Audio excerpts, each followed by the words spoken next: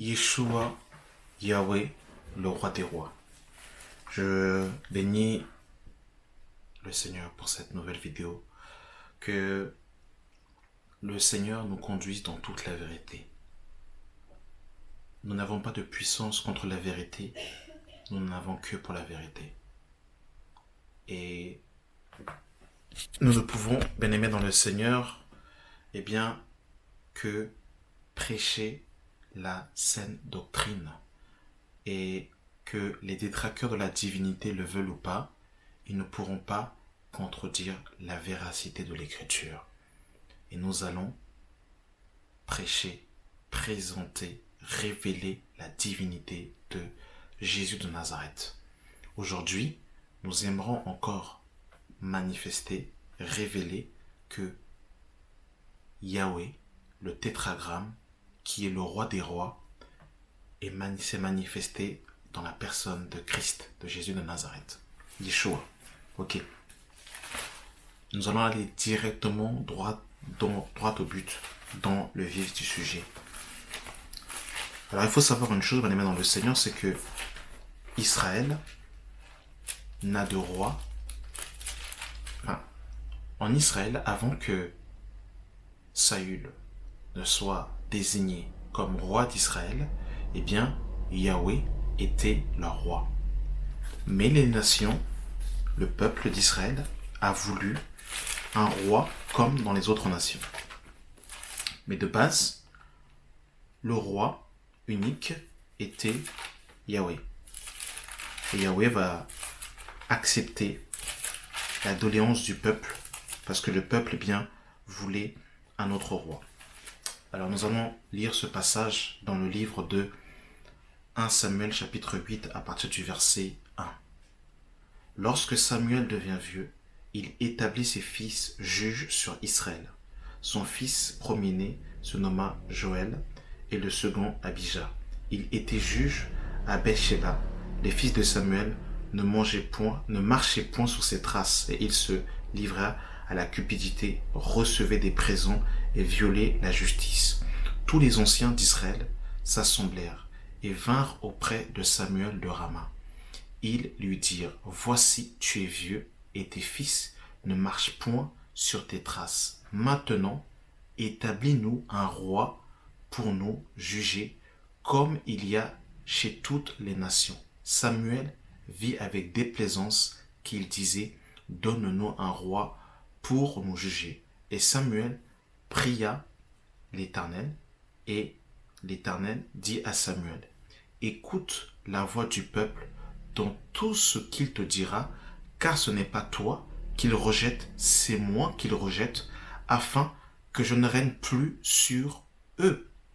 Donc nous voyons, bien aimé dans le Seigneur, avant que Saül ne soit établi roi en Israël, il n'y a de roi en Israël que l'Éternel, que Yahweh lui-même, le tétragramme. C'est lui qui est le roi des Juifs, c'est lui qui est le roi d'Israël.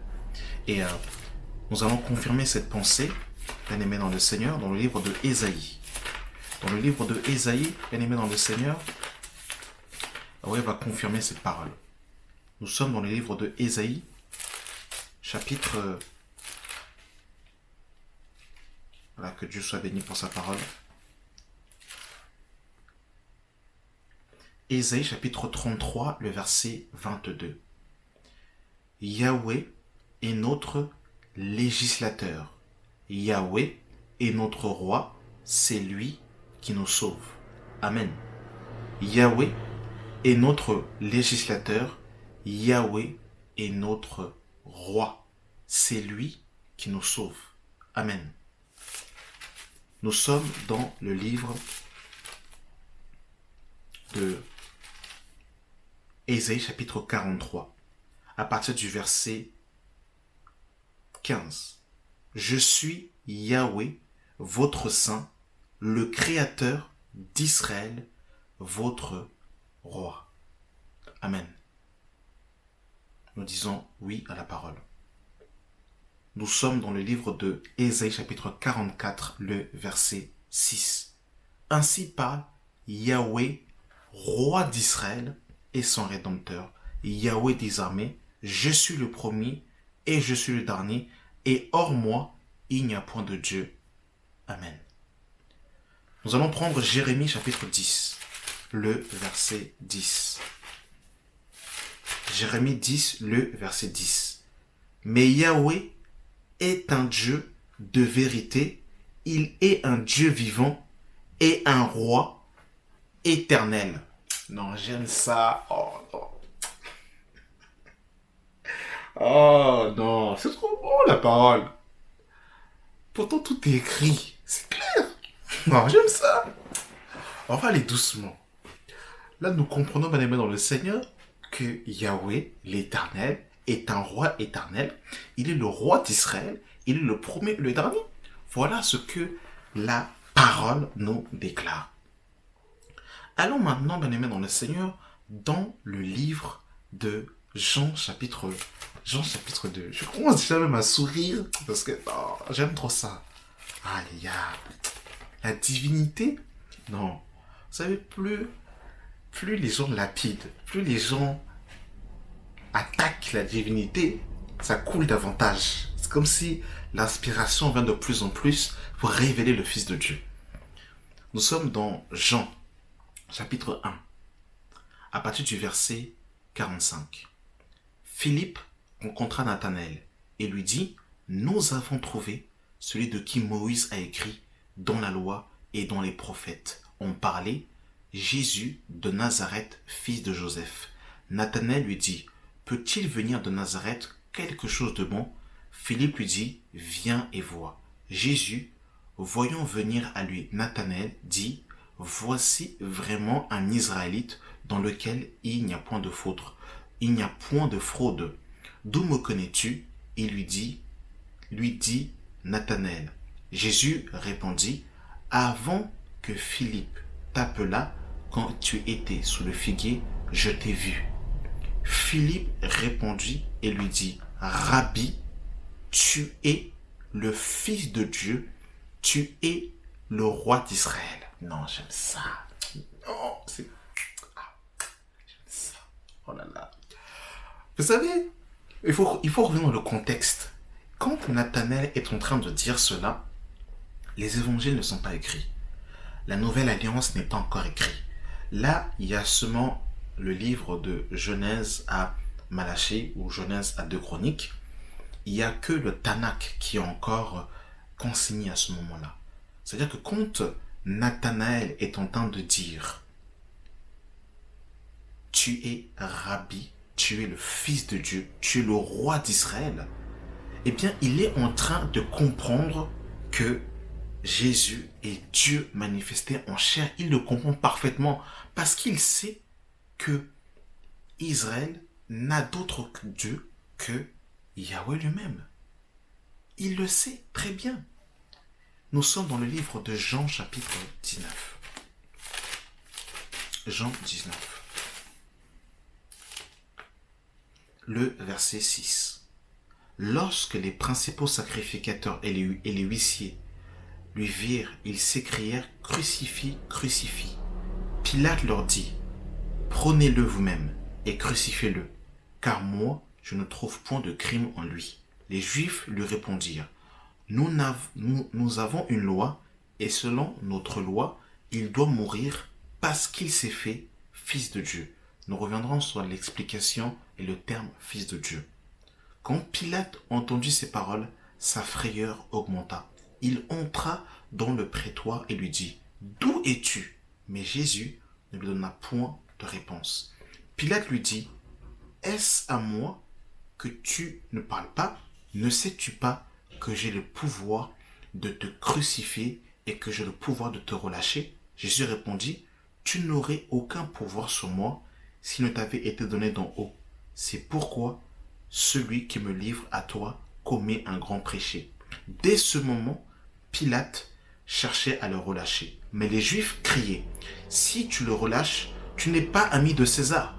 Quiconque se fait roi se déclare contre César. » Pilate, ayant entendu ces paroles, amena Jésus dehors et il s'assit sur le tribunal au lieu appelé le pavé et en hébreu Gabata. C'était la préparation de la Pâque et environ la 6e heure. Pilate dit aux Juifs, « Voici votre roi. » Mais ils s'écrièrent, « Ôte, ôte, crucifie. » Pilate leur répondit, « Crucifierai-je votre roi ?» Les principaux sacrificateurs répondirent, « Nous n'avons de roi que César. » Alors il le livra pour être crucifié. Ils prirent donc Jésus et l'amenèrent. Jésus porta sa croix, arriva au milieu du crâne qui se nommait en hébreu Golgotha. C'est là qu'il fut crucifié et 2 autres avec lui, l'un de chaque côté et Jésus au milieu. Verset 19. Pilate fit une inscription qu'il plaça sur la croix et qui était ainsi conçu. Il était ainsi conçu. Jésus de Nazareth, roi des Juifs. Beaucoup de Juifs lurent cette inscription parce que le lieu où Jésus fut crucifié était près de la ville. Elle était en hébreu, en grec et en latin. Les principaux sacrificateurs des Juifs dirent à Pilate, « N'écris pas roi des Juifs, mais écris qu'il a dit, je suis roi des Juifs. » Pilate répondit, « Ce que j'ai écrit, je l'ai écrit. » Amen. Il est né roi. Lorsqu'il est né roi, eh bien, Hérode a cherché à le tuer. Il a grandi en tant que roi. Il est mort en tant que roi. Il est ressuscité en tant que roi. Et il reviendra en tant que roi des rois. Le roi des rois, le roi d'Israël, n'est rien d'autre que Jésus de Nazareth. Et nous allons confirmer ce passage en clôturer en lisant Apocalypse chapitre 17. Apocalypse 17, bien-aimés dans le Seigneur. Le verset 14. Ils combattront contre l'agneau et l'agneau les vaincra parce qu'il est le Seigneur des seigneurs et le roi des rois. Amen. Alors, bien-aimés dans le Seigneur, la question que j'aimerais nous poser, si Jésus est un autre Dieu, distinct du Père, 2 personnes physiquement distinctes, et que Yahweh est un roi d'éternité, et que Jésus aussi est le roi des rois, lequel est le véritable roi entre ces 2 dieux finalement? Qui est le roi éternel? Yeshua ou Yahweh? Entre les 2, qui est le roi des rois? Amen. Merci d'avoir pris le temps d'écouter cette vidéo et que la grâce et la paix soient avec vous, bien-aimés dans le Seigneur, au nom de Jésus. Amen.